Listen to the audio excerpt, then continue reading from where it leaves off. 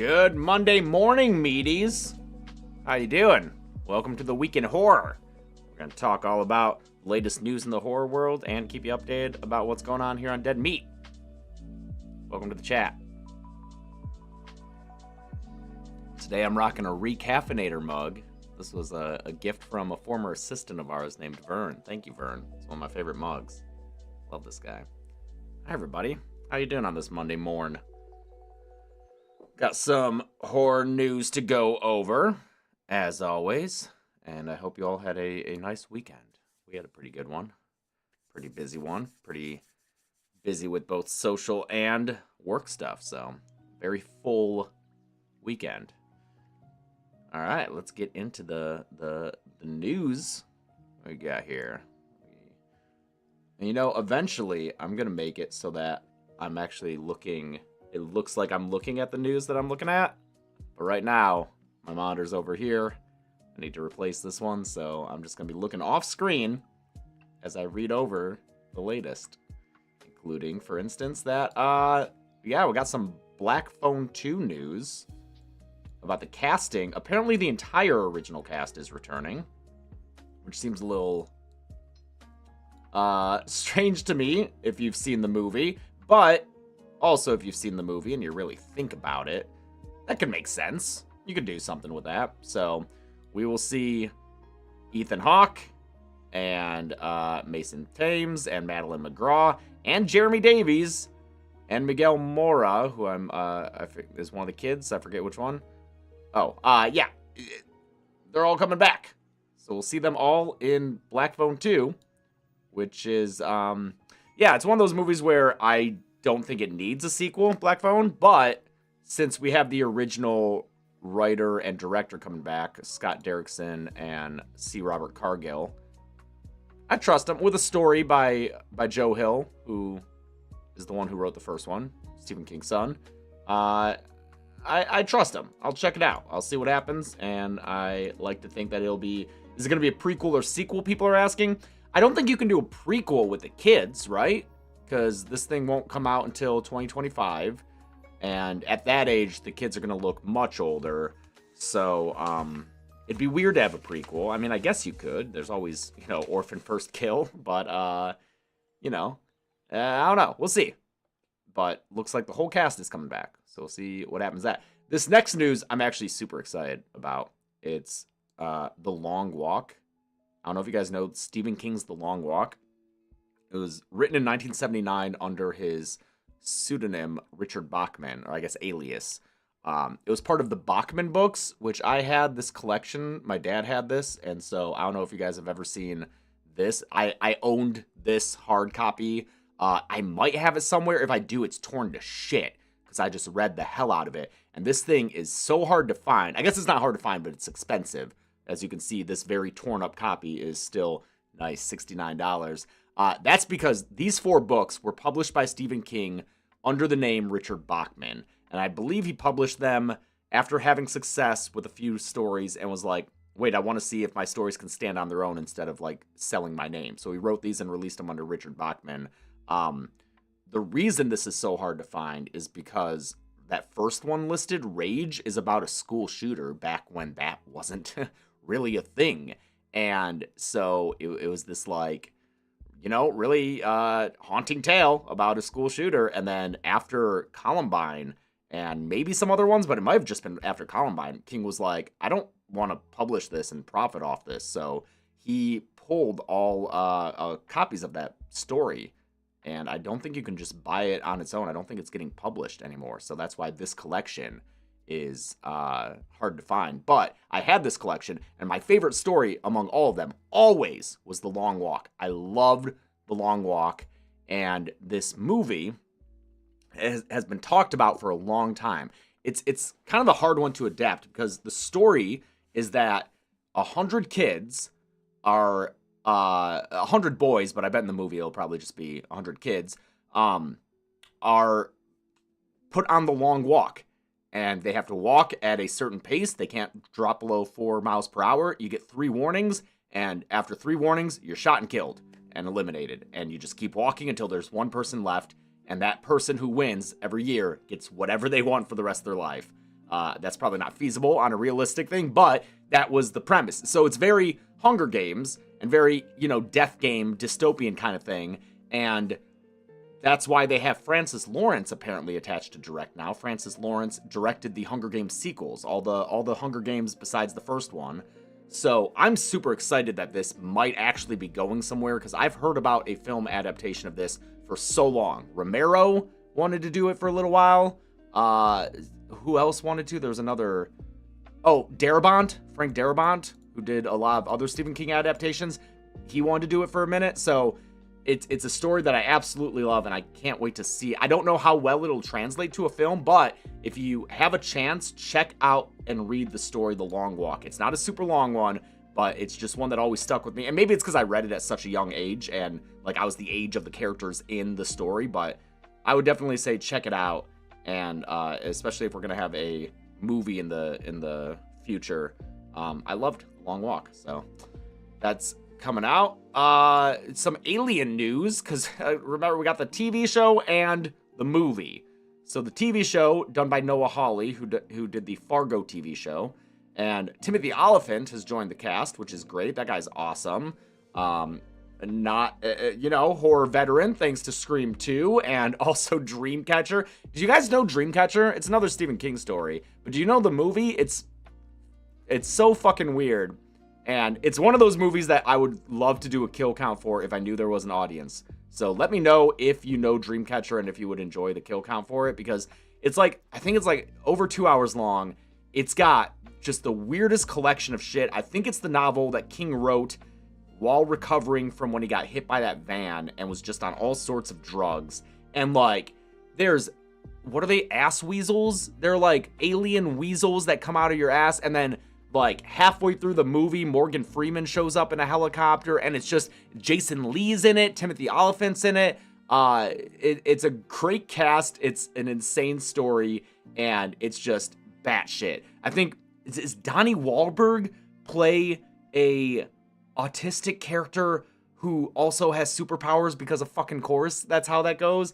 Man, it's insane. There's like, I think, who is it? Is it Jason Lee running around inside his brain, his like mind palace where he stores memories? I don't know, man. Watch that movie, and then if you like it, let me know if you want to kill Gal. It'd be nuts, but I would it's just such a fun what the fuck watch. But sorry, I digress. Timothy Olyphant is joining the cast of Noah Hawley's Alien TV series, which will come to FX sometime in 2025. Not too many things known about it, except for Olyphant's going to be playing a synth who has like the brain and consciousness of a child. Okay. And then I don't think we know when this one takes place in the Alien timeline, except for the fact, all we know is that, is this the one that takes place on Earth? Or is that the other one? The movie? This one takes place before the events in Alien. We just don't know how where it is compared to Prometheus and Alien Covenant. And yes, this one takes place on Earth. So, cool. That will get back to filming in early 2024 and come out in 2025. And that is separate from the Fede Alvarez Alien movie, which will be coming out in 2024 in August. I love that. The allegedly titled Alien Romulus. Romulus is a city in Metro Detroit. It's where the airport is. The Detroit airport is in Romulus. So I'm just imagining a bunch of xenomorphs like running around DTW and like just those large open blocks and streets in Romulus and hitting up like fast food joints. That's probably not the premise of this movie. I'm guessing that's not the premise. But this movie, it's revealed, takes place in between the first and second films. So this will be an interquel, okay? Taking place in the 57 years in which Ripley is like in, cryo sleep, floating around in space. And apparently the same team that built the xenomorphs in the original are coming back to do it again. So that's exciting. And this one has a release date, August 16th, 2024. So pretty cool about that. Thank you, Danielle Queen. I appreciate that. More release dates being dropped. Robert Eggers' Nosferatu is going to be released on Christmas Day. So a little bit over a year from now. Nosferatu, I've talked about before in these streams. Of course, classic Dracula Tale, one of the first ever horror movies from the 20s, a German film, one of my earliest exposures to horror films, and maybe not earliest, but like I watched it as a kid and was able to get into it despite it being a silent film. Robert Eggers, who of course made The Witch and The Lighthouse and The Northman, he's been trying to get this made for a while. I remember when it was going to be his next film before The Northman took over, but now it's happening, and we got Andy Taylor-Joy, or no, not Andy Taylor-Joy, I'm sorry. Bill Skarsgård, Nicholas Hoult, Lily Rose Depp, Aaron Taylor-Johnson. Good cast here. Willem Dafoe. So a lot of good stuff there. And that will be coming out on Christmas Day, December 25th, 2024. Not this year. That's the same day that Jordan Peele's next movie comes out, which we know nothing about. All we know is its release date. But it's weird to me that we're getting two of these horror movies by two contemporary horror directors, both of them often spoken of in the elevated horror discussion alongside like Ari Aster and others. But both their movies are set to come out the same day, Christmas Day 2024, which is just a few days after Avatar 2 or Avatar 3 is supposed to come out. So that'll be a weird month of releases. We'll see what happens if anything gets changed. But thank you, Dad Stash. That's right. Go Blue. Hell yeah. I bought tickets to the Rose Bowl. Although, you know what? I bought them. I don't think I got the confirmation that, like, I have them for sure. I got the confirmation that I ordered them. I'm gonna have to check on that. But, yeah. Oh, yeah. Go Blue. Beetlejuice 2 is done filming. It just had, like, a day and a half left to film when the strikes happened. So, after the strikes wrapped up, it officially wrapped. And it will be out next September, looks like. Don't know too much about this, but Monica Bellucci will be playing Beetlejuice's wife. Jenna Ortega will be playing Lydia Dietz's daughter. Willem Dafoe, there he is again, playing a former B-movie action star who's now working as a detective in the afterlife. Great. Sure. I will watch that. Definitely. Beetlejuice was a contestant on this weekend's Horror Survivor Season 4. So if you haven't seen that, make sure you get in there and check out some Beetlejuice. The voice is better in the episode, I promise. I did the voice, and it made everyone laugh. And there were tears coming out of their eyes, and everyone applauded. And they said, please keep doing the voice, James. Please keep doing the Beetlejuice voice. And I obliged. I did it some more. So you're welcome to everyone who I did that for. Go ahead and listen to that. It was a great season, maybe my favorite season of Horror Survivor. Great cast. I'll talk about that more in a little bit. But more news. Thanksgiving. It kicked ass. Did I not talk about Thanksgiving last week? Because it was great. We saw it opening weekend. If you want a slasher, if you want a Scream-style, kind of young adult-oriented, whodunit slasher, Thanksgiving has it for you. Only Thanksgiving, much gorier, because it's Eli Roth. It's not as gory as Hostel. Yeah, it's actually, no, I'd say it's gorier than Hostel as far as what you see. It's just not as torturous. It's a different kind of gore. It's a more fun gore. It's a very fun movie, despite its graphic nature and graphic kills. But a lot of fun. Really enjoyed it. Was very successful. And there is already a sequel lined up. There will be a Thanksgiving 2, thanks to the success of the film. And it will be here sometime in 2025. Maybe like a November release, if I had to guess. I don't know. I'm just shooting that out there. But yeah, looks like we will have another Thanksgiving, which makes sense. Without saying too much to spoil it, it makes sense that we'll have a sequel. Looking forward to it.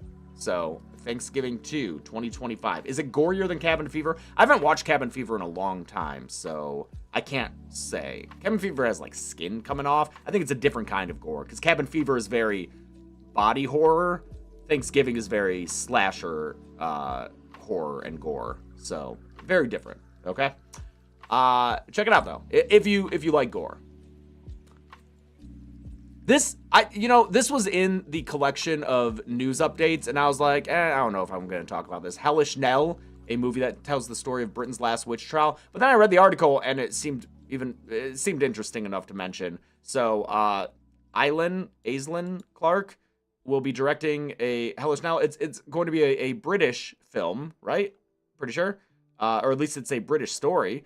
And the book was published in 2001. It's one of the last criminal trials using the Witchcraft Acts And this is what caught my eye. It took place in 1944. A middle-aged Scotswoman was accused of witchcraft in 1944 and stood trial for witchcraft.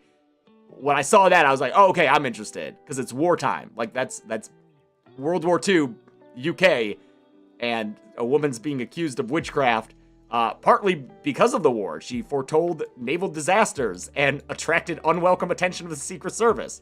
So that's, like, after the Normandy landings, she's prosecuted for witchcraft and jailed. Okay, so I might get this book and read that, and there's a movie being made out of it. So I'm curious about that.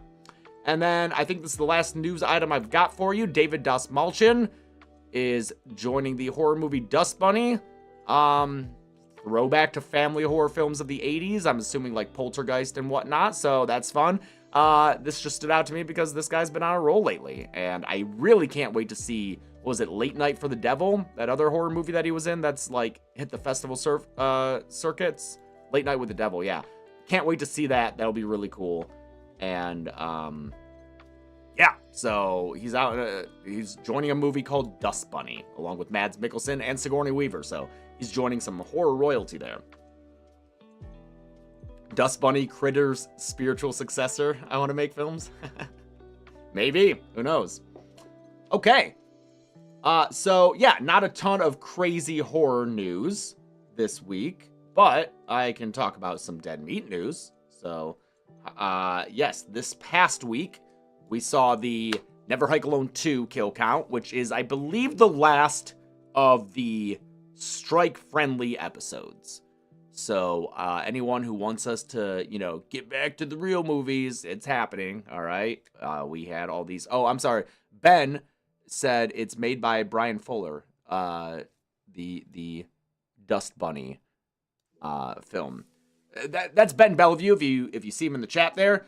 Ben is our brand manager, and these live streams would not be possible without him.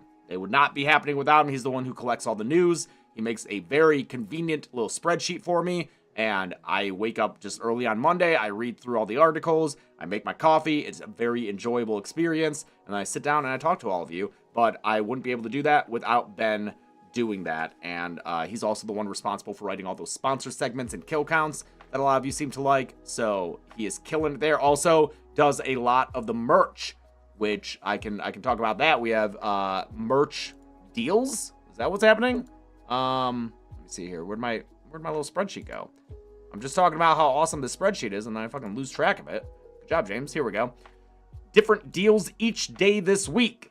Follow the Instagram to keep up with it, or check deadmeatstore.com each day. The Instagram is, of course, at deadmeatjames on Instagram. But, fuck, I got this stuff in the mail, so I wish that, I don't know why I didn't take it up here to show you tangibly the stuff like the cool little pins we got here, which come in, I was confused when I saw this on the website. I didn't realize what this was. This is the case that they come in. It comes in like a little VHS carrying case that looks like, you know, this on the, God, that looks so cool. On the side, and then you open this thing up, and there they are. They're the little kill icon pins. So that's super awesome. Love the packaging of that. And that's just one of the many things offered at Dead Meat Store that you can get. A friend of mine who is in Georgia filming a TV show that he got picked up, which is really cool, sent me a picture. He was like, oh, it's getting cold out here in Atlanta. So I've got the Dead Meat coach, the video coach's jacket, which is cool. And yeah, you can join him and be cool just like my showrunner friend. Did I see Saltburn? I haven't. There's so many movies I want to see. I don't know the last new movie I saw, maybe Thanksgiving, but I did just see Bottoms this past weekend. And it was cool to see Havana Lou Rose in it. She was the love interest, the cheerleader, and she was in that movie No Exit last year. She was nominated for a Prime Rib for Best Actress. So we were like, wait, why does she look so familiar? It's because she fucking killed it in this movie called No Exit, which is a really good one-location movie that came out last year. It's a bunch of people snowed in at a rest stop off a highway, or like a welcome center off a highway, and they discover a body, and they have to figure out, like, who's the one who killed it. So, really suspenseful movie, and I loved No Exit, and she was fucking phenomenal in it. So it was cool to see her in another movie that did pretty well with Bottoms. So that was cool. Oh yes, and the Game Awards is also happening this week, and Ben said that he will be there. So the Game Awards happening. We'll see how many awards Alan Wake 2 wins, because it was nominated for a fuck ton, and then they might reveal some new horror games. So keep an eye out for that if gaming is your thing. So for Dead Meat, like I was saying, Never Hike Alone 2 Kill Count came out. That was a good one. They all are. I hope so. We spent a lot of time working on them and making sure they're good. So that's out. And then it was delayed because of its length and how much work it takes for it. But Horror Survivor came out on Saturday. Like I said, it is the 4th season of Horror Survivor. If you're not familiar, it is the show Survivor with 18 horror characters that Chelsea and I basically tabletop roleplay. It's kind of like we're doing D&D under Survivor rules with horror characters. So each season has a different cast. We go through. We don't know what is going to happen or where our silly little minds are going to take us, but we just talk through all the challenges and the votes and everything, and we figure out what we think would happen, and then we wind up with a winner. So I won't spoil the winner of it. It's good though, and the cast, like I said, is phenomenal. It includes such people as Mark Hoffman from Saw, and Beetlejuice, and Jennifer from Jennifer's Body, and Christine the car is there on an island on Fiji, on a beach in Fiji. She's there. So lots of fun stuff in there, and I definitely recommend you check it out. It's great. And it does include, that's right, it does include Mike from Five Nights at Freddy's for the kids. So Horror Survivor is out. The next podcast episode won't be out this week. It'll be out the next week because we do every other week for the podcast. And that will be a very fun cinema score episode. It'll be the 200th podcast. And in celebration, I'm going to host a game for Chelsea that she's going to play, and she doesn't have to do any work. She just has to sit down and play this game. It'll be me trying to get her to guess the horror movies that have the best cinema scores, because I think only like 7 horror movies have A, like A-.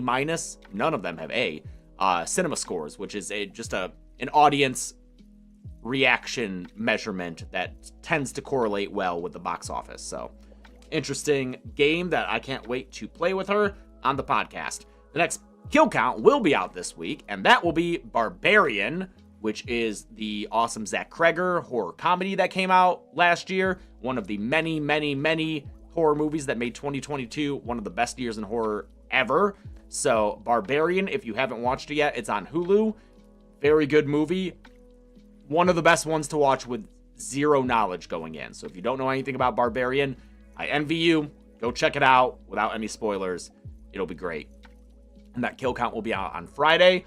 After that, next week is our Saw X kill count. That'll be coming out on Friday the 15th. And holy crap, that's a long episode, dude. I didn't realize it would be so long. But, you know, we had our first draft script and it was pretty good. And then I was like, wait a minute, I want to talk about all the ways it references the rest of the movies. So I added some stuff, and then I was like, wait a minute, this takes place between Saws 1 and 2. I kind of want to talk about, I want to highlight that and mention where these characters are in this point in time compared to the other movies in the timeline. So I added all that, and then, of course, I found all the behind-the-scenes stuff about how the traps were made, and I added all that. So it's a long one. I don't know if it'll be 30 minutes, but it'll be close. It might hover around 30. We'll see. Might be more or less 30 minutes, so Saw X kill count on the 15th. Really excited for that one. I know the Saw series is what brought a lot of people to the channel, and those original Saw kill counts are a lot of people's favorite episodes.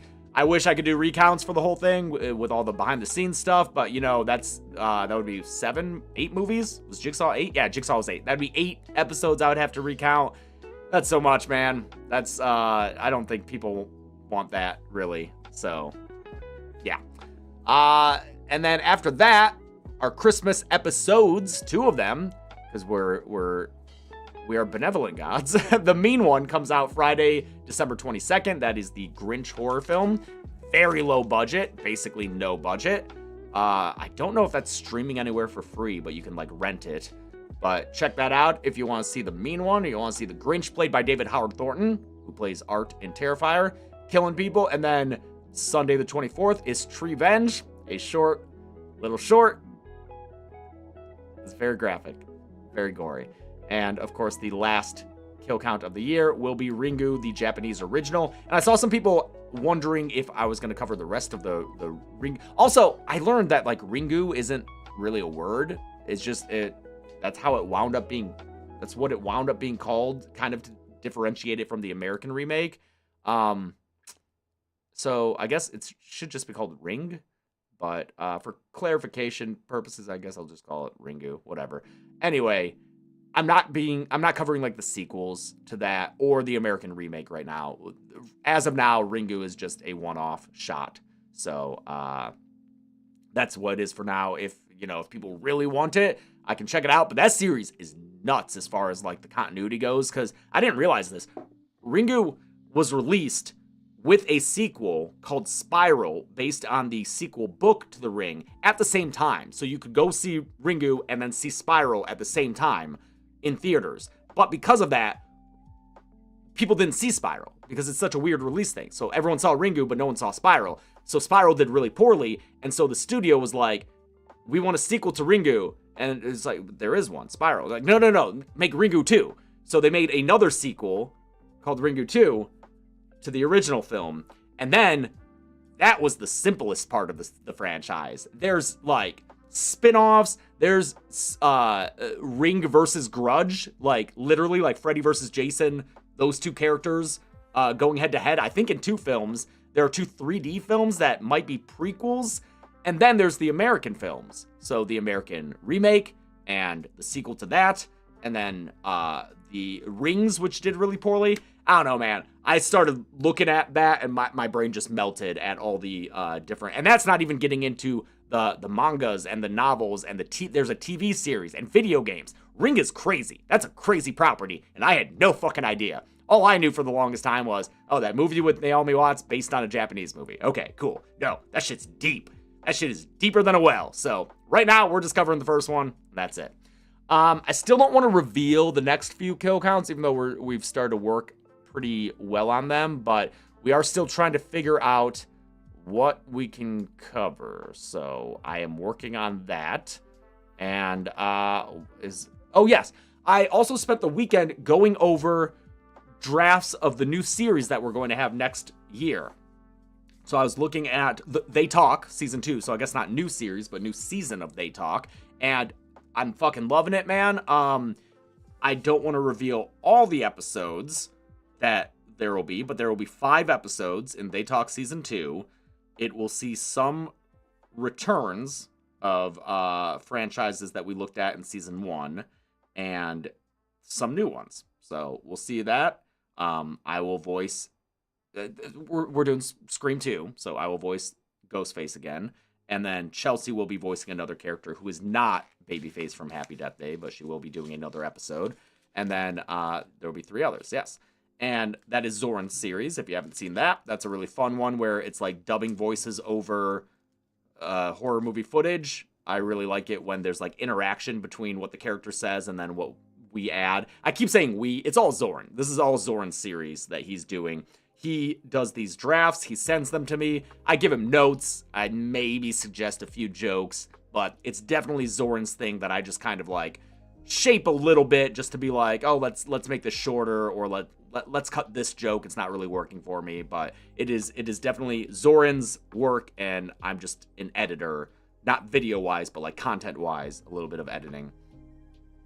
So yes, that will be out. We are aiming for February for that. So February, They Talk season 2. That is the plan. I know once upon a time we said November. I think of the Meg kill counts to the numbers we mentioned November, but that, got derailed by the strikes. So that will be coming next year. And then I also watched the rough edits of the series Production Tales from Hell with host Chauncey K. Robinson. Look her up if you don't know her. She's an awesome film journalist and critic, and a friend of ours, and we've been trying to do a series with her for a few years now, and it's finally coming to fruition. We're filming that next week, and I've watched the rough drafts, and again, this series is about the problems that various horror films have faced during production or pre-production or after their release. And it'll cover stuff like The Exorcist and Amityville Horror and Poltergeist. So really cool stuff that we haven't really had a chance to look at on the channel, because like Poltergeist, can't really do a kill count on. So she'll be covered. Yes, she was on the podcast, Sad Boy Rook. She was on the John Carpenter episode. And she's been in a Patreon commentary track. So, yeah, that series is coming along. We're filming it, and then that will probably just come out after They Talk Season 2. I think we'll pick a day for these other series to come out, and that'll be happening. So, that'll be great. Again, if you haven't heard, 2024, we have big plans for. Plan to have a kill count every week. No time off, unlike the last few years where we would have a reduced schedule in the first few months of the year. None of that this time. We're just going to barrel through and try to get all the kill counts you want out, in addition to these new series, in addition to the podcasts, in addition to the Horror Royal Rumble, which will return on January 20th, I believe, a week before the actual WWE Royal Rumble.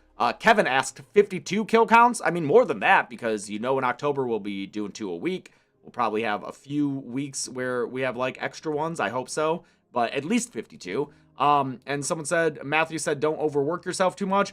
A weekly kill count is a lot of work with what the show has become. I know that they used to be, weekly or occasionally 2 a week. The show was simpler back then, and that was why we worked in these breaks to like catch up. But I want the channel to do well. This year, I had to take a lot of time off for various reasons, and despite those reasons being valid, the channel suffered for it because the algorithm is an unforgiving. The audience may be forgiving, the algorithm is not. So you really lose your placement in there, and I just want to make sure that we're all good for next year. So we'll get back to it. And am I doing these streams next year? Yes, I'm going to be keeping up doing these streams. I love starting my week off with this. I hope that you also enjoy them. The weekly catch up and just chatting with you, a lot of fun. So yeah, we'll have a lot of kill counts. The Horror Royal Rumble, like I said, in January. The Horror Awards are returning for the 3rd annual biggest and best ever Horror Awards. And this time, get this, I forget if I've mentioned this on the stream before. We are finally adding a panel of voters. So this is something that was difficult for me to come to terms with because on the one hand, in the first 2 years of the Horror Awards, Chelsea and I chose the winners. It was just the two of us, and we decided between the two of us, this should win, this should win, this should win. And that felt good from a perspective of, this is the Dead Meat Horror Awards. We are the owners of Dead Meat, so it makes sense that our opinion is the winner of these awards. And that felt good. But on the other side, it felt like it wasn't legitimate. Because, like, why should these people fucking care that just 2 YouTubers are like, oh yeah, you're our favorite movie? Like, why should they fucking care? If it's just our opinion. So it was kind of a back and forth of like, what do we do to make this more legitimate, to make people care more if they win? And I didn't want to go with like an audience thing because that's already being taken care of with the Fangoria Chainsaw Awards. That's all audience voted. And I also just don't want it to become a popularity contest between like the best known movies winning the awards as opposed to like what is the most well made. So we weren't sure what to do. I didn't want to like make it. I know that some people were like, just have the Dead Meat staff vote on it. Dead Meat staff, fucking love them. They're awesome. Not all of them are big horror fans. Some people, it's just a editing job for them, and that's fine because they do great work. But not everyone is like super steeped in the horror genre. And also, our tastes vary wildly. Just ask Zoran or Ben if we have the same opinions about horror movies. We do not. We have very different opinions, and I would like these winners to at least kind of align with Chelsea and my taste. So we did put together a panel of, it'll be like 15 to 20 people. It's mostly horror critics, and it's just people that we really respect their work, and a lot of people who are just have been writing about horror for a long time and have been reviewing horror for a long time. We'll reveal the panel. It'll be publicly disclosed, and we'll see what happens. It still will be weird to me when a movie wins an award that I disagree with, because it's the Dead Meat Awards, but like my what I think is the best movie won't necessarily win Best Picture. That's weird to me, but maybe it'll be more legitimate then, and people will respect the awards more. But that's what we're doing this year. God, that's weird, because I know what I want to win, Best Picture.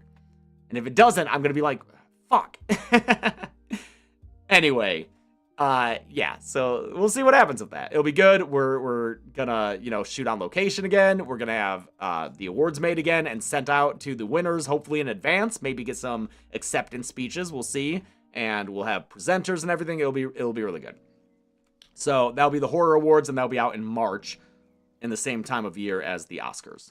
So yeah, I can't think of anything else besides like that website I've been talking about. That should be off the ground in January. We might have a little preview run of it soon, but that'll be a really cool feature on the website where you can filter horror movies by the types of scares they have, the type of subgenre they are, their tone, and you can find similar movies based on like what you're looking for, and you can see how we've covered it on Dead Meat, whether it's been kill counted or on the podcast or had a Patreon review or whatever. So, oh, and speaking of Patreon, we have been keeping up with those rewards. So we did a commentary track on the 1980 film Possession, which was fucking weird. That's with Sam Neill, and that's available on Shudder. No, it's not 1980. It was 1983. I think it originally came out 81, got banned, and then came out in 83, something like that. But that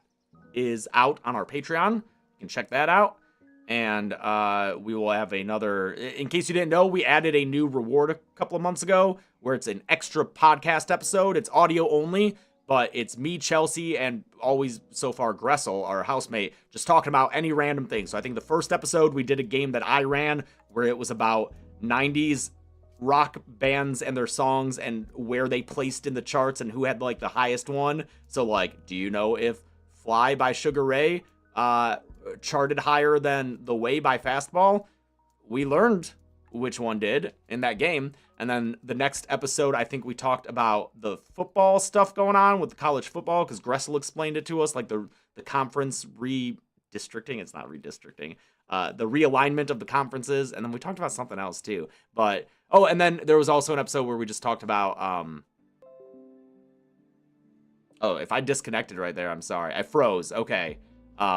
I should be back now, though, and apologies for that. Wow, it froze when I was trying to say sorry to Florida State. It's a fucking conspiracy, dude. Holy shit. Wow, I think the SEC runs OBS and these streams, because I was saying that I feel so bad for Florida State people and that you guys got robbed. Wow. I think something's up, dude. I'd fucking checking these walls. All right, I think that's all I got for now. So obviously we're juggling a lot. We're trying to get a lot out for you for the next year, and we're trying to stay in there. We have worked in some time off for the company.